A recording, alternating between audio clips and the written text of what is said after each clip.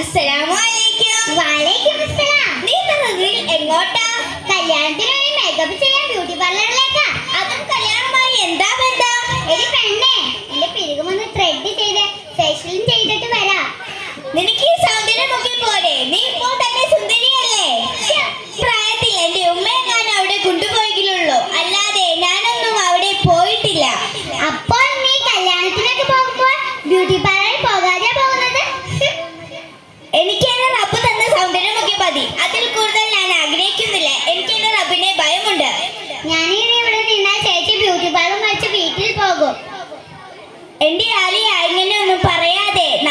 നാളെ റബ്ബിന്റെ കോടതിയിൽ ഇതിനൊക്കെ മറുപടി പറയേണ്ടി വരും. നരകത്തിൽ ഇതിനൊക്കെ നല്ല ശിക്ഷയും കിട്ടും.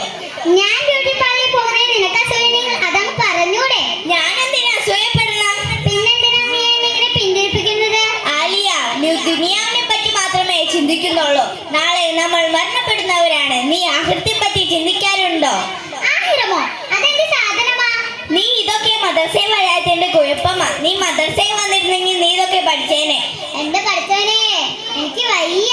ഉസ്താദിനെ തല്ല് മേടിച്ചു കൂട്ടായി. എന്റെ ആലിയ, ഇങ്ങനെയൊന്നും പറയാൻ പാടില്ല. മദ്രസയിൽ പോയി പഠിച്ച് അതിനനുസരിച്ച് ജീവിച്ചാലേ ആഹൃതത്തിൽ വിജയിക്കാൻ സാധിക്കൂ.